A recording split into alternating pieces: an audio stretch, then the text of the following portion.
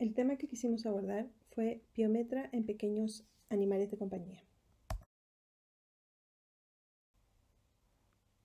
Para comenzar, es necesario conocer cómo se compone el aparato reproductor femenino. Este está formado por ovarios, trompas uterinas, útero, vagina, vulva y glándulas mamarias. En este video nos enfocaremos exclusivamente en explicar la histología normal del útero, dado que es el órgano mayormente afectado por la piometra. El útero está dividido en dos partes. Un cuerpo, donde vamos a encontrar una pared que está compuesta por tres tipos de capas. Perimetrio, que es la capa serosa más externa.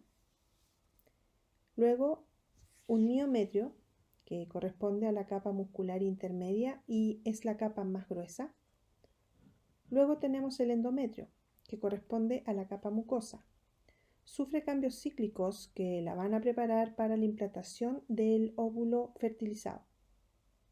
Formada por epitelio simple cilíndrico con células ciliadas y células secretoras, tiene una lámina propia de tejido conectivo laxo ricamente vascularizada. Esta, a su vez, se compone de dos capas.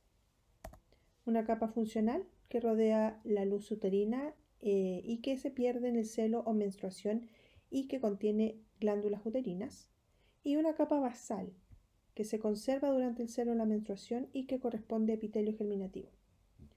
Luego encontramos el cuello o cérvix, el cual tiene tres capas. La primera, que corresponde a una capa mucosa, que está formada por epitelio simple cilíndrico.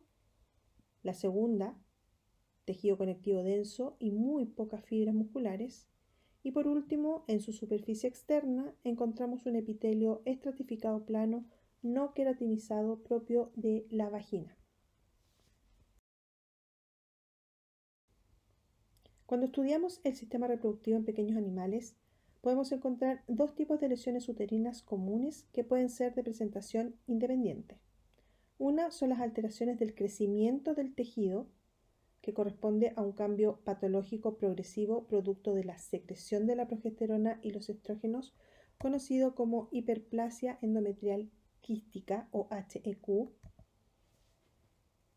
Y la otra son las alteraciones inflamatorias, pero acompañadas de infecciones debido a la acumulación de material purulento en el interior del lumen uterino, denominado piometra. Como pueden ver, la diferencia de un útero normal, el que se encuentra a su izquierda, y un útero con piometra a la derecha.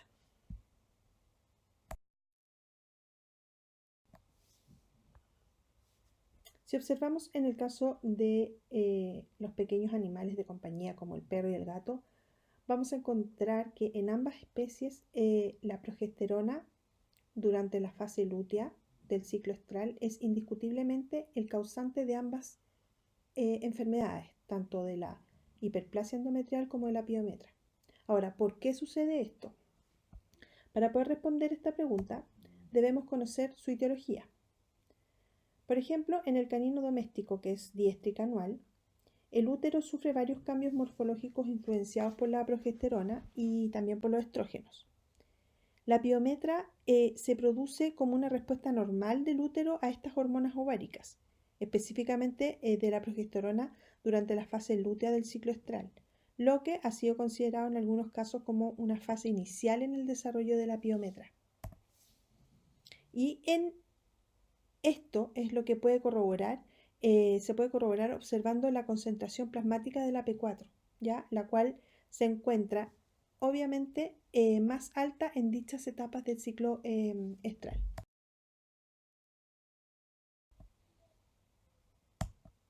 Por ejemplo, aquí podemos ver las distintas etapas y la morfología que van adaptando las células dependiendo en la fase en la que se encuentre.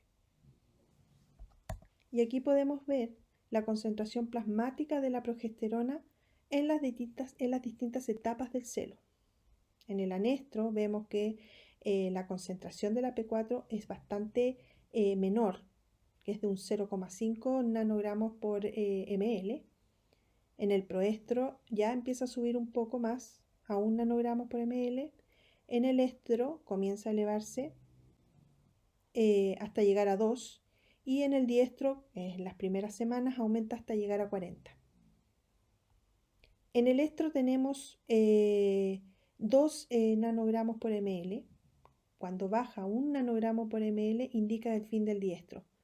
Por eso podemos ver que cuando la perra permanece con un diestro y una concentración de progesterona de 4 nanogramos, significa que estamos frente a un problema latente. Según los datos mencionados, entonces, la piometra se desarrolla debido a una repetida exposición del endometrio a la progesterona. Es decir, las concentraciones plasmáticas de la P4 son similares en la fase lútea, en perras sanas y en perras con piometra. En el caso del felino doméstico, que es una poliéstrica estacional, la ovulación aparece como resultado de un reflejo neuroendocrino iniciado por una estimulación mecánica de la vagina y del cuello uterino.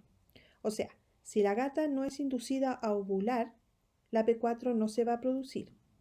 Y como la P4 es la que inicia esta patogenia, la enfermedad en el caso de las gatas aparece en actividad cíclica, después de la monta no fértil o por alguna administración exógena de progesterona.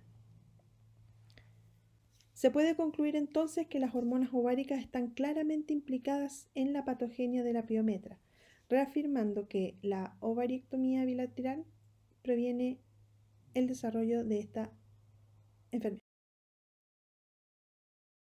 En esta afección, los microorganismos más comunes que podemos encontrar son Escherichia coli, Staphylococcus aureus, Streptococcus, Pseudomonas, entre otros. Cuando hablamos de la epidemiología, la piometra es generalmente reconocida como una causa común de enfermedad en perras y gatas enteras. En el caso de las perras, es más común encontrarla en edades más avanzadas, sobre los 6 años y dentro de las 8 semanas después del último estro. Es decir, como la perra es monoéstrica estacional cada 6 meses y el celo dura aproximadamente 25 días en total, los pacientes pueden comenzar a presentar la enfermedad en los meses siguientes, por lo que, si la perra tuvo su celo en marzo, la piometra puede aparecer en mayo aproximadamente. En el caso de la piometra felina, es similar a la encontrada para la piometra de la perra, con rangos promedio entre los 7 años. En cuanto a predisposiciones de razas, hay estudios que indican lo siguiente. Lo más común en perras son pastor collie, pastor belga, dogo alemán, chow chow, bulldog francés e inglés, rottweiler, entre otros. Y en los gatos tenemos al gato doméstico de pelo corto y el siamés. Un aspecto epidemiológico importante a tener en cuenta es que la piometra usualmente ocurre varias semanas después del estro o administración de estrógenos o progestinas exógenas. Gatas ocurre de 1 a 4 semanas y perras de 4 a 8 semanas.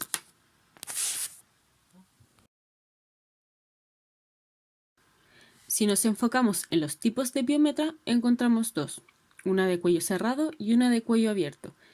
Hay una hiperplasia endometrial quística como una inadecuada respuesta a la secreción de la hormona progesterona que tiene lugar en este periodo, lo que significa que la zona más interna de la pared del órgano aumenta excesivamente de grosor y se forman quistes. En esta situación, las bacterias que han emigrado al útero procedentes de la vagina encuentran unas condiciones favorables para su crecimiento. Además, la progesterona disminuye la contractibilidad del útero y aumenta la secreción de moco, lo que facilita el cierre del cérvix y dificulta el drenaje del órgano. El cierre del cérvix es un factor importante en la gravedad de la enfermedad. Si este permanece abierto, las secreciones producidas por la infección pueden ser expulsadas, lo que facilita la curación. Esto se llama piometra abierta. Por el contrario, si el cuello del útero permanece totalmente cerrado y el pus y las secreciones no pueden ser expulsadas a través de la vulva, por lo que se acumulan y el útero se distiende, se llama piometra cerrada. En estas circunstancias no es raro que el útero puede llegar a romperse y la infección se disemine dentro de la cavidad peritoneal, produciendo una peritonitis que puede ser mortal. Las secreciones proveen un excelente ambiente para el desarrollo bacteriano, el que se incrementa por la inhibición de la respuesta leucocitaria en el interior del útero. Mirando la serie blanca podemos encontrar un conteo anormal de glóbulos blancos. Se observa una leucocitosis y una leucopenia. La leucocitosis se refiere al aumento del número de leucocitos por microlitro en la sangre, sobre las 10.000 unidades. Leucocitopenia se refiere a la baja producción de glóbulos blancos. En nuestro paciente, la mayoría presenta una pronunciada leucocitosis, alrededor de un 75%, y una leucopenia de 4%. Esto va asociado a una neutrofilia de 45% y una neutropenia de un 4%. Si miramos los monocitos, tenemos un 60% de monocitosis y un 3% de monocitopenia. Esto también va en conjunto con una anemia de un 55% y una trombocitopenia de un 37%. El hemograma completo, perfil bioquímico y análisis de orina son necesarios para detectar anormalidades metabólicas asociadas a sepsis y evaluar la función renal. Los hallazgos más comunes del hemograma están asociados a signos de inflamación que incluyen leucocitosis, neutrofilia, monocitosis, entre otros. Los recuentos de glóbulos blancos por lo usual superan los 30.000 microlitros, pudiendo llegar hasta valores de 100.000 a 200.000. En las piometras cerradas, sin embargo, es frecuente un recuento leucocitario normal que con las de piometra de cuello abierto. Por otro lado, la presencia de leucopenia también puede indicar una infección masiva y septicemia.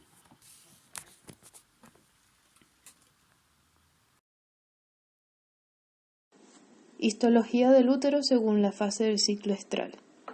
En la imagen de la izquierda podemos observar un cultivo normal en diestro. Vemos un aumento de células intermedias, disminución de células superficiales y presencia de neutrófilos. En cambio, en la imagen derecha vemos un cultivo con piometra. Vemos gran cantidad de neutrófilos degenerados con bacterias fagocitadas. Cuando observamos la histología normal de las tubas uterinas, vemos que cada oviducto está cubierto internamente de una mucosa con pliegues. Este se describe como un epitelio cilíndrico ciliado pseudoestratificado con presencia de células caliciformes. La capa media es músculo liso y la capa externa llamada cuello es serosa.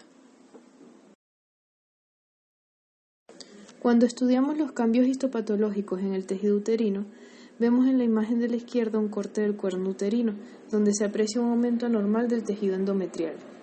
A la derecha vemos una imagen donde se observa el corte de una pared uterina. El lumen uterino está dilatado y lleno de neutrófilos. El miometrio es delgado y estrecho, pero el endometrio tiene triplicado su tamaño. En la imagen de la izquierda vemos neutrófilos degenerativos con bacterias intracelulares presentes en una descarga vaginal de una perra con piometra abierta. En la imagen A vemos una hiperplasia de glándulas tubulares en endometrio, agrandamiento del endometrio, infiltrado mononuclear, células plasmáticas y hemorragias en miometrio.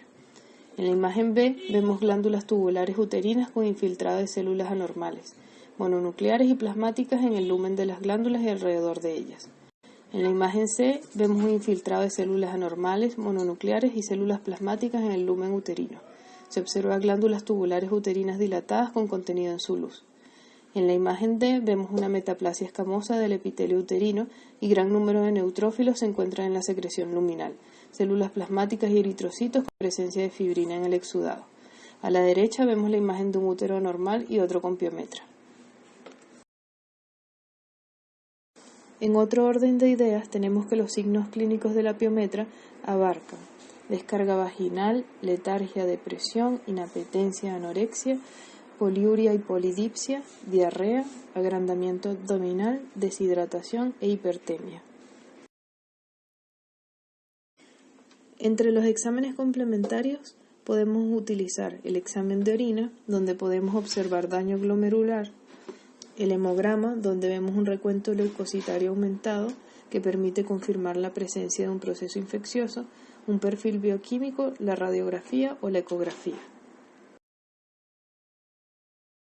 En este hemograma de ejemplo podemos observar que el conteo de glóbulos blancos se encuentra elevado. Las radiografías abdominales nos permiten ver la expansión del útero.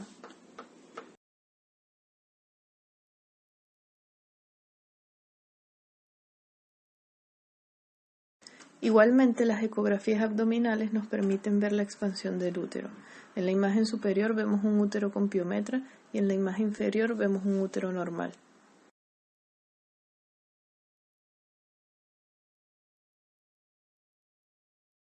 Finalmente, dentro de los tratamientos de la piometra, podemos mencionar la antibiótico-terapia, la fluidoterapia, la administración de prostaglandinas y la varioesterectomía, siendo esta última la más efectiva.